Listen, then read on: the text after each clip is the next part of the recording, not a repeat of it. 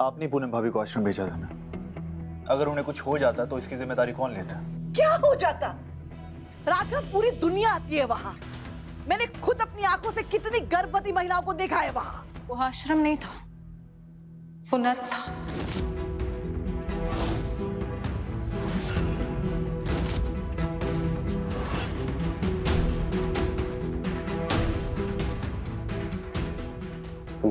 क्या कह रही हो पूनम? क्या हुआ वहां?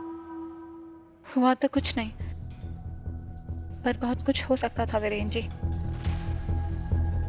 सच तो यह है कि आशीर्वाद के नाम पर वो पाखंडी बाबा भोली और मासूम लड़कियों की इज्जत पे हाथ डालता है, उनका फायदा उठाता है।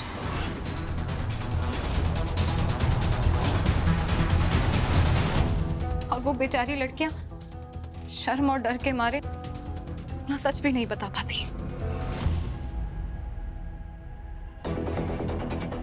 और इसी वजह से उसके शोषण का सिलसिला ऐसे ही चलता रहता है। और जब मैं वहां गई, इसे पहन लो, थोड़ी देर में बाबा जी तुमसे मिलने आएंगे। यदि तुम संतान का सुख प्राप्त करना चाहती हो तो मत घबराओ। सुनो ये मुझसे।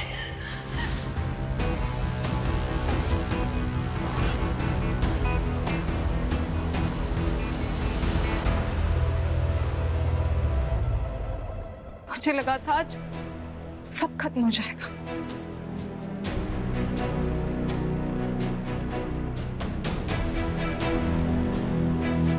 पर रीत वहां मुझे बचाने आ गई। मैंने कैमरा सेट कर दिया। आप एक काम करिए, आप वहां जाकर छुप जाइए। तू आई थी ना मेरा पर्दाफाश करने, तैयार हो जाओ स्वर्गलोक में जाने के लिए।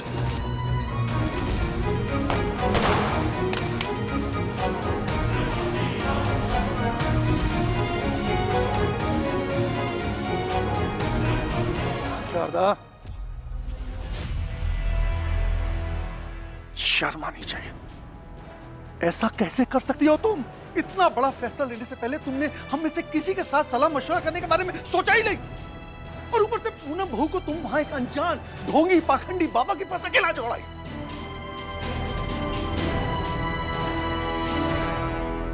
ये कौन सा पागलपन सवार हो गया तुम्हारे अंदर दादी बनने का? बच्चे के लिए किस हद तक गिरते जाओगी तुम? पूनम हमारे घर की इज्जत है, बेटी है हमारी। नहीं, ऐसा नहीं है। मुझे माफ कर दीजिए। मुझे नहीं पता था कि वो बाबा जी इतना बड़ा ढोंगी है। पता नहीं क्या हो गया है मुझे। ऐसा लगता है जैसे वो उन्नति के बच्चा खोने के बाद मेरे सर पे भूत सवार हो गया है। ऐसा लगता है जैसे किसी भी कीमत पर हमारे घर पे, हमारे परिवार में एक बच्चा आना ही चाहिए। मेरी बहू जानती है, आप जानते हैं, सब जानते हैं इस परिवार में कि आज तक मैं अपने बहू के सामने ढाल बनकर खड़ी रही हूँ। लेकिन सच कह रही हूँ, मुझे नहीं पता। मैंने ऐसा नहीं सोचा था कि वो बाबा, ऐसा मुझसे गलती हो गई। मुझसे इतनी बड़ी गलती कैसे हो गई? कोई बात नहीं, आप शांत हो जाइए। आजकल दुनिया ही ऐसी हो गई है। हमारे परिवार में भी पता नहीं क्या क्या हो रहा है। मुझे तो वो कांप गई है ये सोचकर कि अगर वहाँ पूनम की मदद करने कोई समय पर नहीं पहुंचता तो पता नहीं पूनम के साथ क्या हो जाता। और कोई वहां नहीं पहुंचा मैं। वहां रीत पहुंची थी, बिना कुछ सोचे, बिना अपनी जान की परवाह किए।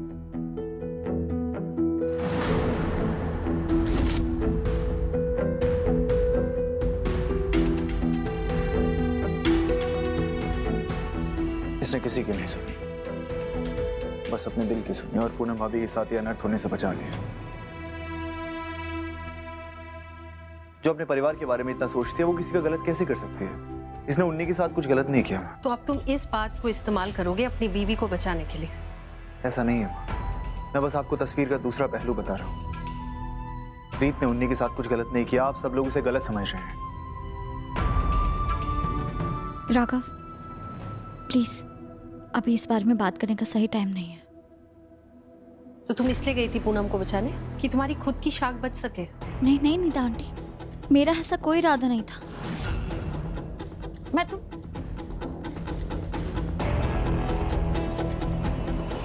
चलो कुछ खोया तो कुछ पा भी लिया।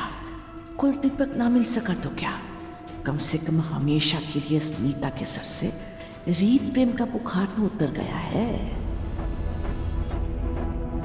रीत, मुझे परवाह नहीं है कि नीता आंटी ने तुम्हारे लिए क्या कहा या माँ तुम्हारे बारे में क्या सोचती थी। मैं बस इतना जानता हूं कि तुमने अपनी जान पे खेलकर पूनम की इज्जत बचाई है और आज मैं तुम्हारा कर्जदार हूं।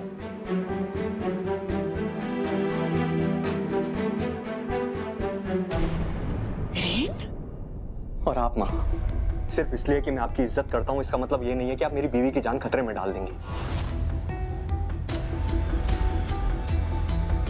आज के बाद पूनम के बारे में आप कोई भी निर्णय लेंगी वो मुझसे पूछ कर लेंगी। चलो पूनम, थक गई होगी तुम आराम कर लो।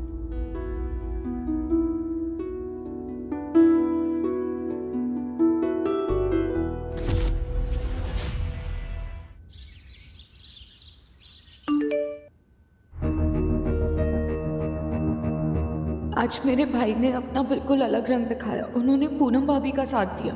ये शॉकिंग है ना?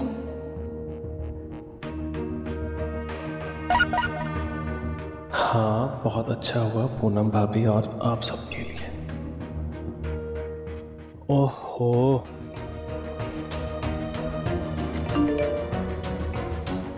ओहो, ऐसा क्यों लग रहा है किसी का मूड खराब हो?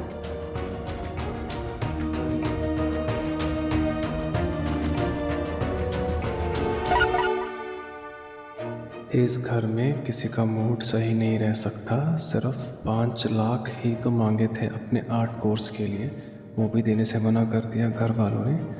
I hate my life, I hate this family. इससे अच्छा है तो मैं मर ही जाती।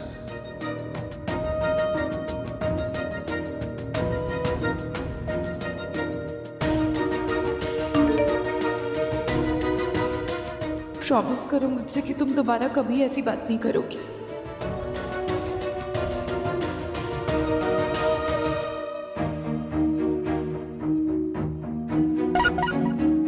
हाँ, ये तो मैंने ऐसे ही गुस्से में कह दिया था।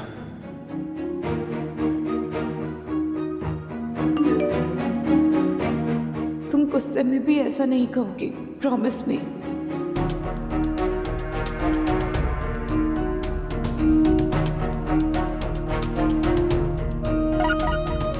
ओके फाइन, नहीं कहूँगी।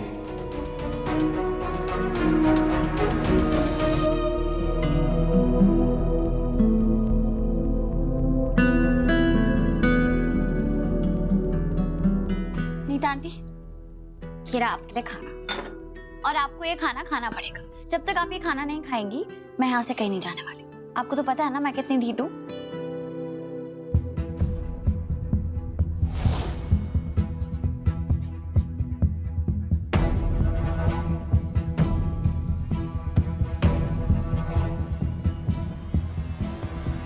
ढीठ हो ना तो परमात्मा से कहकर उन्नति का बच्चा वापस ले आओ, जिसे तुमने छीना है। पहले दुख देती हो और उसके बाद खाना देती हो। मुझे तुम्हारा कुछ भी नहीं चाहिए, जाओ यहाँ से। Neeta aunty, I am so sorry. Please मुझे माफ कर दीजिए।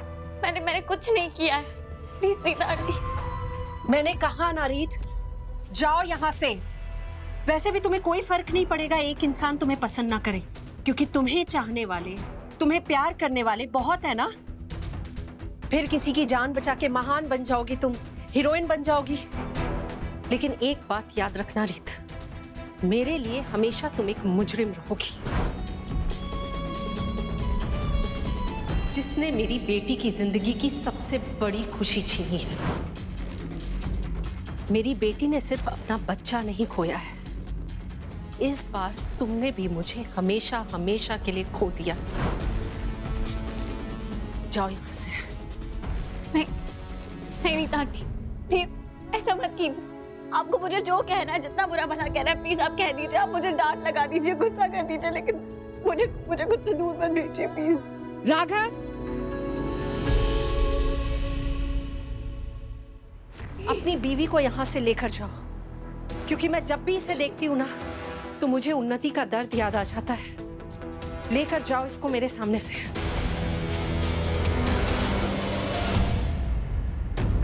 Please Rita aunty. नहीं राघव, जब तक रीता आंटी मुझे माफ नहीं करती मैं यहाँ से कहीं नहीं जाऊंगी। ये तुम्हें सुनानी मां नहीं चाहती तुम यार, प्लीज।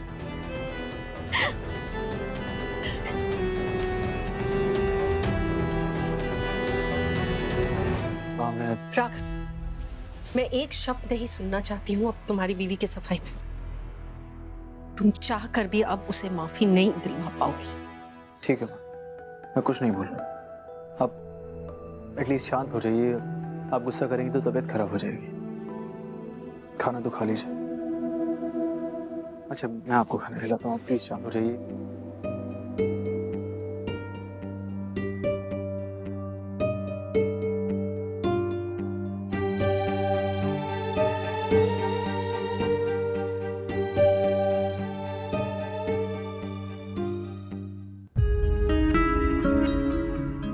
तो तुम इसलिए गई थी पूनम को बचाने कि तुम्हारी खुद की शाख बच सके?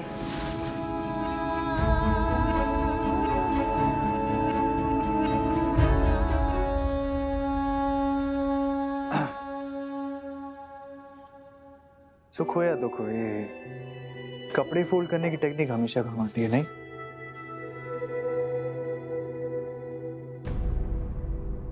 प्रीत, माँ को थोड़ा वक्त दो, वो समझ जाएंगे। तो तुम जानती हो ना कि वो बहुत वक्त तक अपने दिल में किसी के लिए कड़वाहट नहीं रख सकते। जानती हो, जब मैं छोटा था और वो मुझसे नाराज होती थी ना, तो मुझे लगता था वो जिंदगी में मुझसे कभी बात नहीं करेंगे। लेकिन अगले ही पल हम साथ बैठे होते और खूब सारी बातें कर रहे होते। वो इसलिए राघव क्योंकि वो आपकी माँ है, उनके साथ आपका खून का रिश्ता है, पर मेरे साथ उनका दिल का रिश्ता था। और जैसे ही मैंने उनका दिल तोड़ा, उन्होंने ही रिश्ता ही तोड़ दिया। इसलिए मैं उनके दिल में कभी वो जगह नहीं बना सकती जो आपकी और उन्नति की है।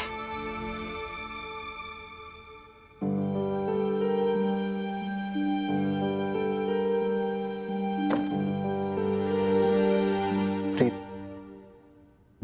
तुम जानती हो माँ ऐसी नहीं कि अपने खून के रिश्तों को अपने दिल के रिश्तों से ऊपर रखे। कितना प्यार दिया उन्होंने रोहित को, तुम्हें, तब भी तुम ऐसी बात कर रही हो। मुझे नहीं पता राघव, मुझे ऐसा लग रहा है जैसे मुझसे कुछ बहुत गलत हो गया है। तभी तो मेरा कोई भी रिश्ता मुझसे थम नहीं पा रहा है। ध्रुव, उन्नति, रीता आंटी, सारे रिश्ते मेरे हाथ से बस छूटते ही रह रहे हैं। इसका मतलब तो यही है ना, मुझ में ही कहीं प्रॉब्लम है। जानती हो, तुम चौधरीज की ना एक प्रॉब्लम है। तुम पास की प्रॉब्लम्स को इतना पकड़ के बैठ जाते हो कि आज जो तुम्हारे सामने प्रॉब्लम्स है उन पर ध्यान ही नहीं देते। क्या मतलब है आपका? मतलब कि उन्हीं के साथ जो हुआ उसे हम बदल नहीं सकते, लेकिन तुम जानती हो तुम्हारी फैमिली को इस वक्त हमारी कितनी ज़्यादा ज़रूरत है। पैसों की कितनी प्रॉब्लम होने वाली है उन्हें। और इस वक्त मेरा कंसर्न बस यही है कि मैं ध्रुव को जैसे तैसे या तो अपने ऑफिस में काम दे सकूं या कहीं और काम दिलवा सकूं, ताकि वो घर को संभाल सके। पर राघव, आप जानते हैं ध्रुव आपसे जो... मैं और तुम एक है, और तुम्हारी फैमिली मेरी फैमिली। और तुम्हें पता है, मैं उन्हीं को परेशान बिल्कुल नहीं देख सकता। तो पैसा लास्ट प्रॉब्लम होनी चाहिए जिसके बारे में उन्हें सोचना पड़े।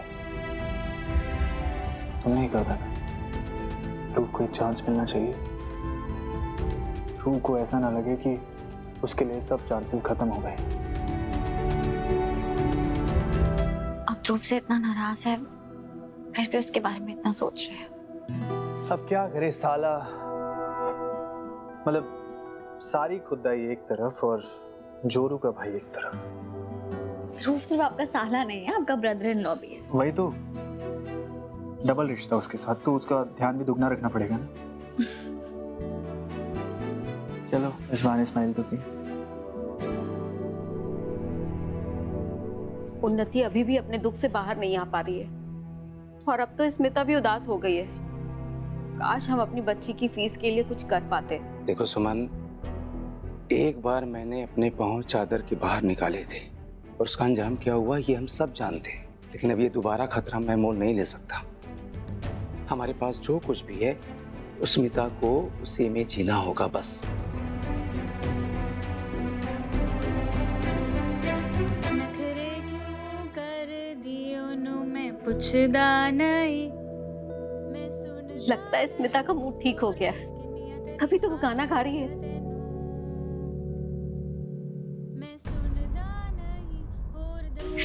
स्मिता यहाँ है तो गाना कौन गा रहा है?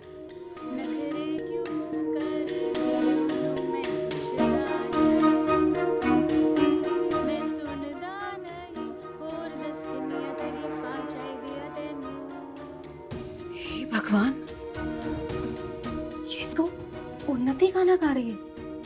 होर दस किन्नियां तारीफां चाहिदियां तेनू। ध्रुव, ये सब क्या चल रहा है? अब क्या बोल रही है, मुझे कुछ समझ नहीं आ रहा। उन्नति गाना गा रही है।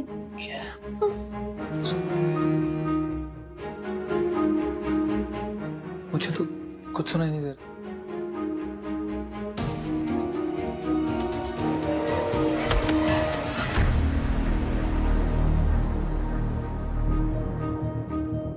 चाची, उन्नति पहले ही बहुत दुखी है, उसके दुख का मजाक मत बनाइए आप। क्या हुआ? उन्नति, तुम अंदर गाना गा रही थी ना? काश मैं गा पाती चाची जी। अपने दुख को भुलाकर ठीक से मुस्कुरा भी नहीं पा रही हूँ मैं तो चाहती हूँ कि मैं गाऊं, खुलकर हंसूं, लाख कोशिशों के बावजूद भी नहीं हो पा रहा मुझसे। देखा, आपने फिर से रुला दिया उसे। उन्नति, उन्नति। पर मेरे कान धोखा नहीं खा सकते। उन्नति अंदर गाना गा रही थी, पक्का कुछ और बात है, पर क्या?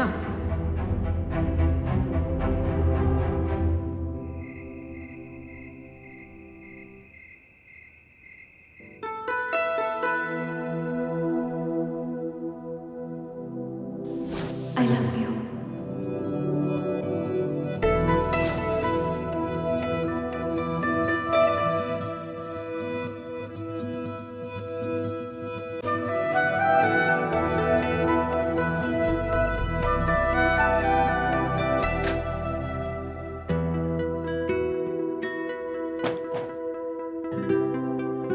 राघव, ये आपके लिए।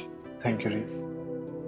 पर आज उन्हीं के साथ जो कुछ भी हुआ और जिस कदर घर वाले उस वजह से परेशान है, मैं कुछ भी सेलिब्रेट करने का बिल्कुल मन नहीं। मैं यही सोच रही होगी ना। हाँ, मैं समझती हूँ। बहुत थक गई हूँ रीत, सो जाता है।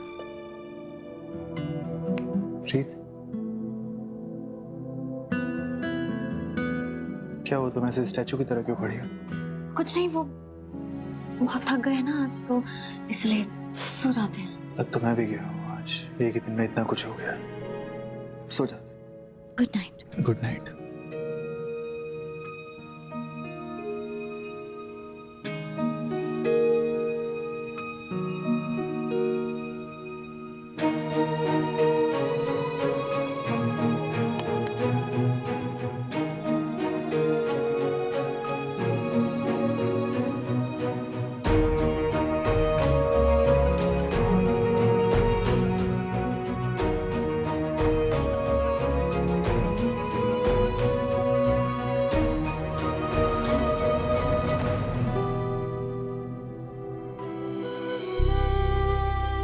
कोई बात नहीं रीत, अगले साल।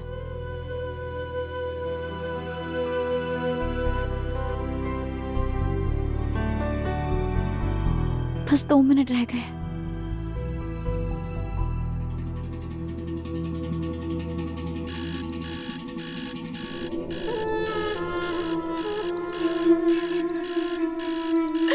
आ गया वो पल जिसका मुझे बरसों से इंतजार था।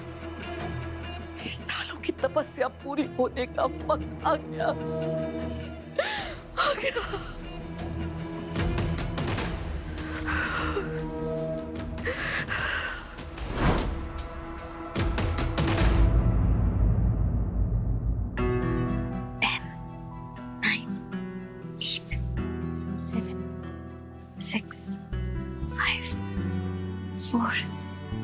3, 2, 1।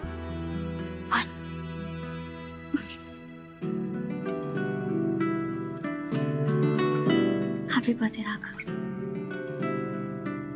आप सिर्फ मेरा प्यार नहीं, मेरी जिंदगी भी है।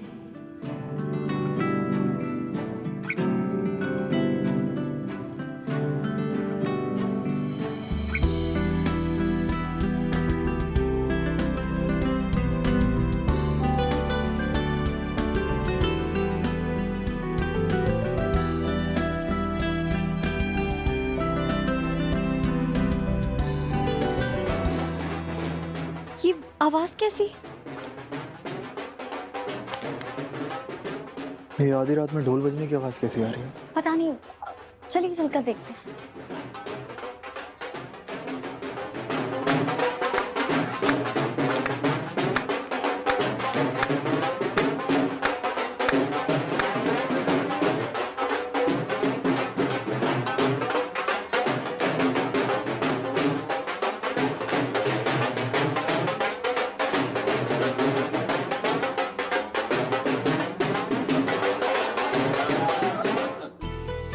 शादा, सब ठीक तो है ना?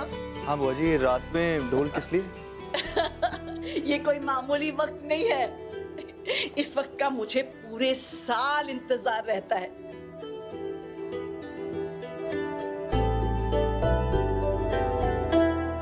Happy birthday to you, happy birthday to you, happy birthday Raghav Suryavanshi. जन्मदिन की बहुत बहुत बधाई बेटा। आज तुम पूरे 25 साल के हो गए। हद हो गई। अरे हम में से किसी को याद ही नहीं था। राघव, मैं तुम्हारी माँ हूँ, फिर भी अपने बेटे की जिंदगी का इतना इम्पोर्टेंट डेट मैं भूल गई।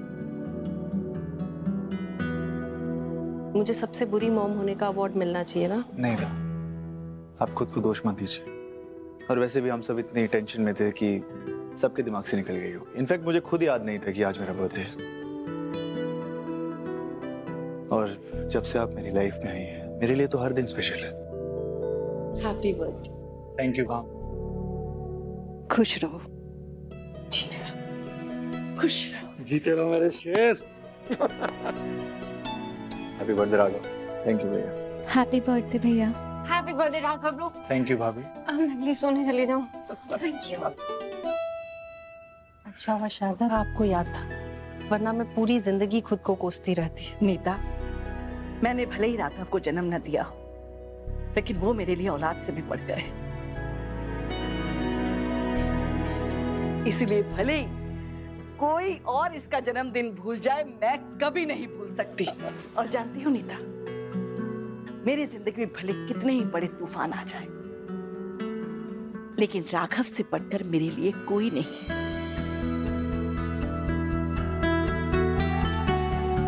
लाडला है तू मेरा।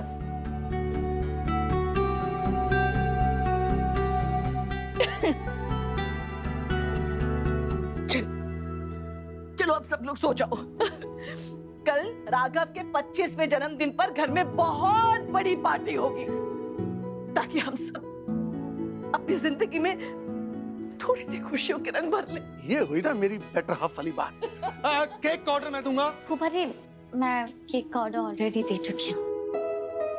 इसका मतलब तुम्हें राघव का बर्थडे याद था? हाँ।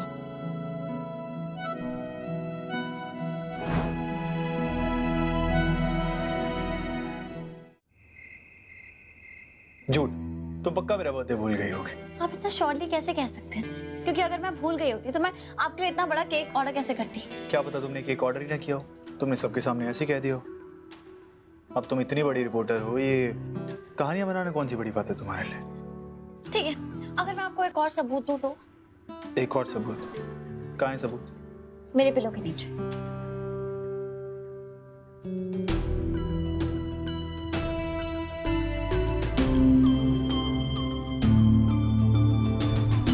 ये गिफ्ट आपके लिए है राघव।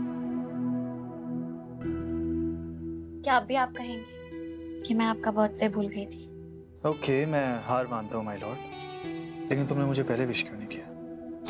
क्योंकि मुझे ऐसा लगा पता नहीं आपका मूड कैसा होगा और आपको अपना बर्थडे सेलिब्रेट करना भी होगा या नहीं, क्या आपको ये कुछ ज्यादा ना लगे इसलिए। ज्यादा तो ऑलरेडी हो गया, पर अब थोड़ी खुशियां मना ही लेते हैं।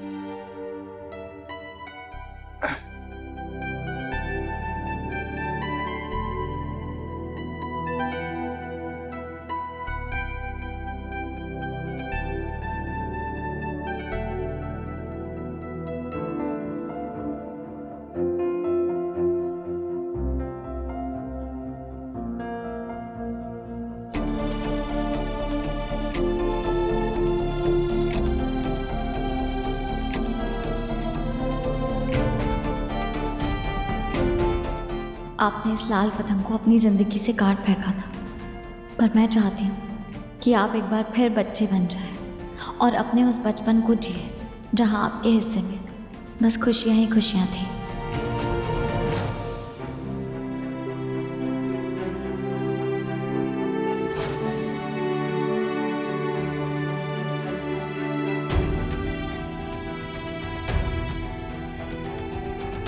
थैंक यू रीत, तुमने मुझे मेरी जिंदगी का सबसे खूबसूरत तोहफा दिया है।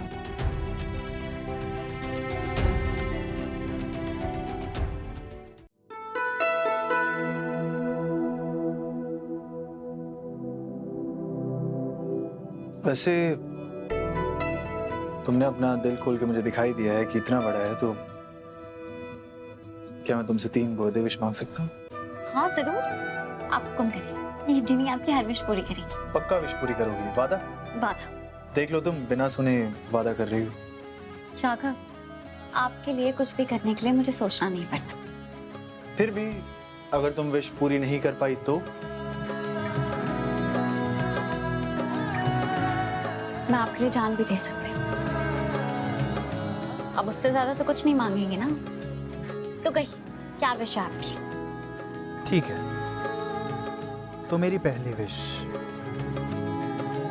तुम्हें कल पार्टी में सबके सामने मेरे लिए परफॉर्म करना होगा। ओके। ओके। दूसरी विश, तुम्हें कल पार्टी में सबके सामने अपने प्यार का इजहार करना होगा। क्या? नहीं राघव, बिल्कुल नहीं। क्यों? तुमने तो कहा था तुम मेरे लिए कुछ भी कर सकती हो, अब मुकर रही हो अपनी बात से। लेकिन राघव ऐसे कैसे? सबके सामने दोस्त बुला सकती हो, तो सबके सामने आई लव यू तो कह ही सकती हो, वरना कह दो तुम हार मान गए। ठीक है, अपनी थर्ड विश बताइए।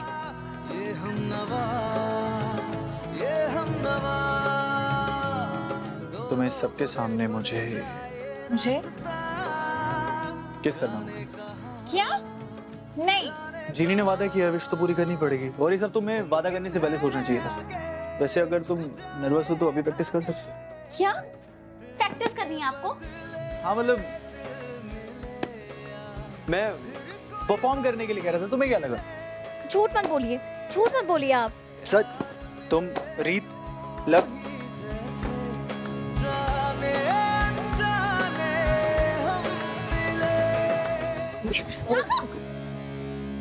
आप ठीक है ना? हाँ, तुम ठीक हो?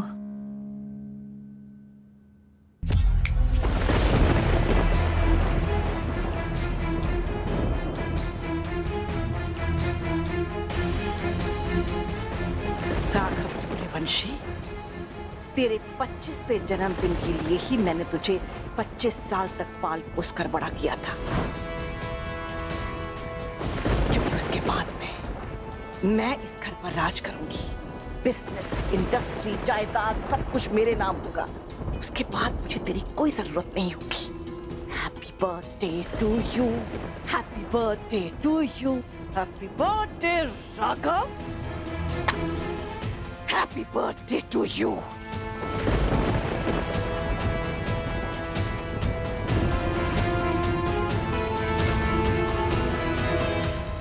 बस यही मेरा सबसे बड़ा बर्थडे गिफ्ट है आपके लिए राघव, कि आपके ऊपर कोई भी तकलीफ है उससे पहले मैं उसे अपने ऊपर ले लूं।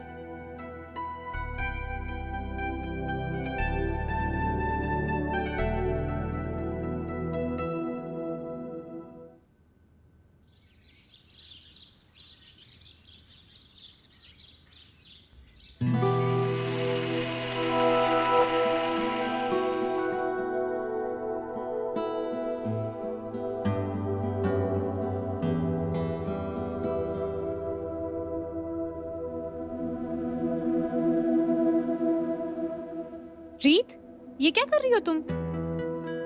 दिव्या भाभी, मैं राघव के लिए पाइनएप्पल केक बना रही हूँ, रीत स्पेशल। लेकिन एक मिनट, तुमने तो बोला था कि तुमने केक ऑर्डर कर दिया है कल। हाँ, ऑर्डर किया है ना, पर आपको तो पता है ना राघव को घर पे बना हुआ केक कितना पसंद है, और बाहर से जो ऑर्डर किया है उसमें घर वाला प्यार तो नहीं होगा ना, तो बस इसलिए मैंने सोचा कि ये शादी के बाद हमारा पहला बर्थडे है, तो थोड़ा तो स्पेशल होना चाहिए ना। अरे बाप रे, क्या हो रहा है यहाँ पर? मम्मी जी, अब रीत अपने सबसे स्पेशल मैन के लिए सबसे स्पेशल केक बना रही है। वाह रीत, ये हुई ना बात। अच्छा एक बात बताओ, राघव जाग गया या अभी भी खराटे ही मार रहा है? कम से कम जन्मदिन के दिन तो जल्दी उठना चाहिए ना बेटा। हाँ बुआ जी, मैं इसे रख के ना अभी उन्हें उठाती हूँ, एक मिनट।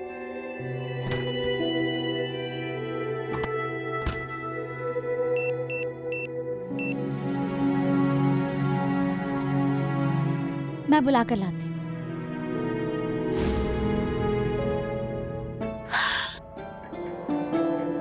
देखा तुमने मिस मुरैना, रीत बहू इस घर में एक के बाद एक पड़ाव पार करती जा रही है, और एक तुम ना बस रीत को केक बनाते हुए देखो, फिर थोड़ी देर बाद राघव आएगा, केक काटेगा, एक दो पीस तुम्हें भी दे देगा, तुम केक खा के खुश रहना। तुम्हारी हैसियत इस घर में बस यही रह गई है मिस मुरैना।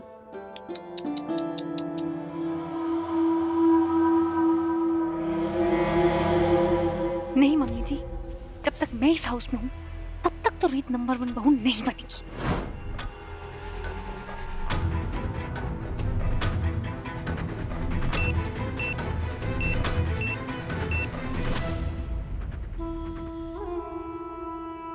तुमसे मेरा काम करवाना कितना आसान है मिस मुरैना। एक छोटी सी चिंगारी और तुम रॉकेट की तरह भागती हो। ये जो अभी अभी तुमने ओवन का तापमान बढ़ाया है ना, उसके बाद तो केक और राघव का दिल दोनों जलेंगे। शाबाश शारदा, अब पकनी शुरू हुई है तेरी रची हुई नई कहानी।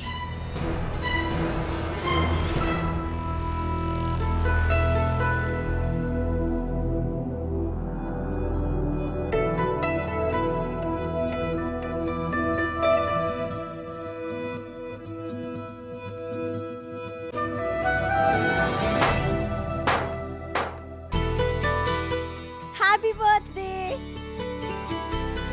रीत, मैं 8 साल का बच्चा हूँ क्या? सॉरी।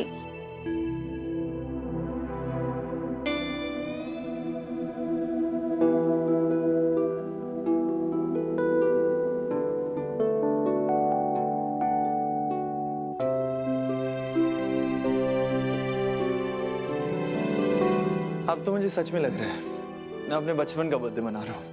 पहले वो पतंग और अब ये डेकोरेशन। आप खुश तो है ना? बहुत। लेकिन ये सब तुम अपनी मर्जी से कर रही हो, मतलब मैंने तुम्हें करने के लिए नहीं कहा। मेरी तीनों विश अभी तक पेंडिंग है, और मैं तो कहता हूँ अभी प्रैक्टिस कर लेते हैं। राघव, हो गया? अब जाइए, जाके नहा लीजिए, आपको पूजा के लिए भी रेडी होना है, और सब लोग आपका वेट कर रहे हैं। बाकी बातें हम बाद में करेंगे।